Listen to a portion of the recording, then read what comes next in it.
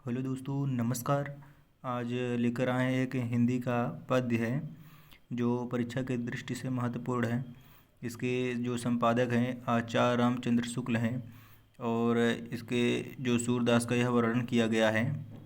तो आइए हम यहाँ पर देखते हैं कि जो भ्रमण गीत का पद है। उधो यह मन निश्चित जानो, मन क्रम बच मैं तुम्हें पठावत, ब्रज को तुरंत पलानो, पूरन ब्रह्म सकल अविनाशी, ताके तुम हो ज्ञाता, रेख न रूप जाति कुल नाही, जाके नहीं पीतु माता, यह मत दे गोपिन कह, आबह विरह नदी में भासती, सुर तुरत यह जाय कहो, तुम ब्रह्म बिना नहीं आसती। तो सबसे पहले हम इसमें करेंगे क्या, इसका प्रसंग लिखेंगे। प्रसंग हम कैसे, जैसे आपको तो यह पता होगा कि जैसे आप सभी यह जानते हैं कि सूरदास भक्ति काल के सुप्रसिद्ध कवि, चार शाखाओं में से जो है श्री कृष्ण मार्गी काव्य के शाखा कवि हैं और उनकी कुछ रचनाओं में साहित्य लहरी, सूरसागर इत्यादि हैं। तो आइए हम इसको सबसे पहले प्रसंग लिखते हैं। प्रसंग में हम लिखेंगे क्या कि जैसे प्रस्तुत पद्य में सूरदास जी ने यह वर्णन किया है, श्री कृष्ण जी उद्धव से यह कहकर ब्रज जाने को कहते हैं कि वह ब्रज जाएं, वहाँ के नारियों को ब्रह्म की ज्ञान को समझाएं। तो आइए हम यहाँ पर देखते हैं इसका जो व्याख्या होगा। व्याख्या दिया किया गया है सबसे पहले पद में, उद्धव यह मन निश्चित जान लो। जो श्री कृष्ण जी हैं वह उद्धव से कहते हैं कि हे उद्धव, तुम यह अपने मन में यह समझ लो, निश्चित यह जान लो, मन क्रम बच मैं तुम्हें पठावत, ब्रज को तुरंत पलानो।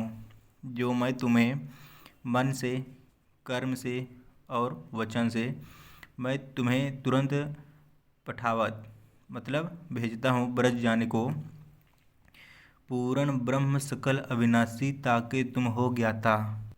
श्री कृष्ण जी जो है कहते हैं कि जो पूर्ण ब्रह्म के ज्ञाता हो, जो नष्ट नहीं होता है, उसको तुम ज्ञाता हो। और यहाँ पर दिया गया है, रेख न रूप जाति कुल नाही, ताके नहीं पितु माता।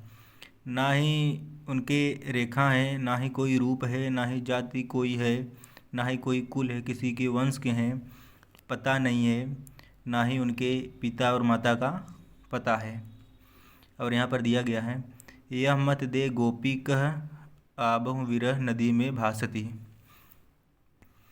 यह ब्रह्म संबंधित महान ज्ञान है, तुम गोपियों से यह कह देना, गोपियों को समझा देना कि क्योंकि वह विरह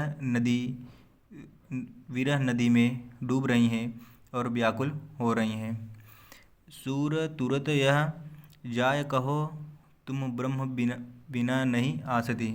सूरदास जी अंत में कहते हैं कि तुम शीघ्र ही जाओ और उनसे यह कहो, बिना ब्रह्म के मुक्ति नहीं मिलेगी।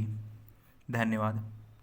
तो यहाँ पर हमारा देखिए दूसरा पद दिया गया है जो राग काफ़ी है। यह जो है यूजी और पीजी में दोनों के लिए आएगा, क्योंकि यूजी जो है बीए प्रथम सेमेस्टर में 4 से 5 पद आपको देखने को मिलेंगे और जो हमारा एमए है पीजी उसमें से 30 से 35 पद आएंगे। तो यह यूजी और पीजी के लिए दोनों के लिए है। तो इसके जो संपादक हैं आचार्य रामचंद्र शुक्ल हैं। आइए यहाँ पर हम देखते हैं पद जो हमारा है, आयो घोष बड़ो व्यापारी, लादि खेप गुण ज्ञान जोग की, ब्रज में आन उतारी, फाटक देह कर हाटत मांगत, भौरे निपट सुधारी, धूर ही ते खोटी खायो है, खाए फिरत सिर भारी, इनके कहें कौन ढहकावे, ऐसी कौन अनजानी, दूध अपनी छाड़ी को पीवे, खारी कूप को पानी, उद्धव जाहु साबर यहाँ ते बेगिन गहरू जानी लाओ, मोह मायो पयो सूरज प्रभु सुहानी आनी दिखाओ। तो इसका मतलब क्या हुआ कि उद्धव ब्रज में आए हुए हैं और गोपियों को समझाते हुए योग का जो ज्ञान है वह देना चाहते हैं। तो फिर उसके बारे में गोपियाँ क्या वार्तालाप करती हैं यहाँ पर आइए देखते हैं। तो हम इसका सबसे पहले क्या लिखेंगे, प्रसंग हम इसमें यह लिखेंगे कि गोपियाँ आपस में परस्पर बातचीत करती हैं, साथ ही साथ उद्धव पर व्यंग करती हैं कि वह गलत स्थान पर आ गए हैं, क्योंकि इनका जो योग ज्ञान है जो गठरी बिकने वाली नहीं है। तो आइए हम इसका व्याख्या देखते हैं। व्याख्या किया गया है, आयो घोष बड़ो व्यापारी। आयो का मतलब आया, घोष जो है अहिरो का जिसे जो गांव होता है वही। तो आयो घोष बड़ो व्यापारी, तो जो है कि हमारे अहिरो के गांव में एक बहुत बड़ा व्यापारी आया है। लादि खेप गुण ज्ञान जोग की ब्रज में आन उतारी।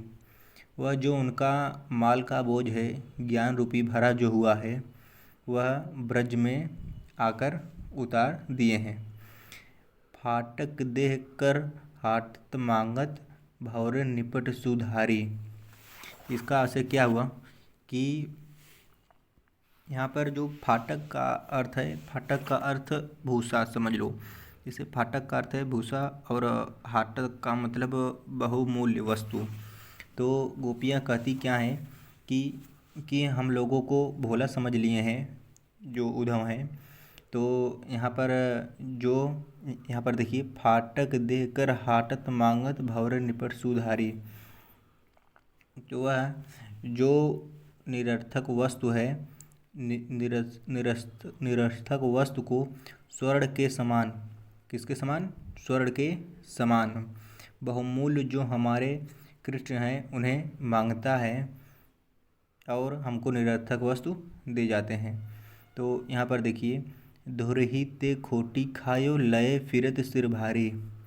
इसका असर क्या हुआ, गोपियाँ कहती हैं कि इसका जो माल है, जो इसका वस्तु है योग ज्ञान रूपी, इसका माल जो है वह खोटा है, इसीलिए यह सिर पर लेकर घूम रहे हैं, बिक नहीं रहा है। इसके कहें कौन हड़कावे ऐसी कौन अजानी। इनके बहकावे में कौन आ जाए, यह ऐसी अनजानी कौन गोपी है। अपनी दूध छाड़ी को पावे खार कूप को पानी।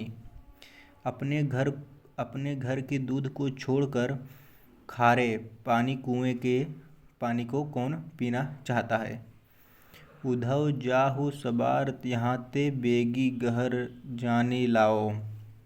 हे उद्धव, आप यहाँ से शीघ्रता पूर्वक आप यहाँ से चले जाइए। मुँह मांगो पयो सूरज प्रभु साहुई आनी दिखाओ। इसका मतलब क्या हुआ कि हे उद्धव कि यह जो निरर्थक ज्ञान है आपका यहाँ पर बिकने वाला नहीं है।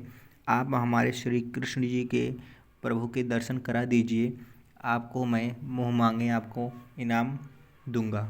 धन्यवाद।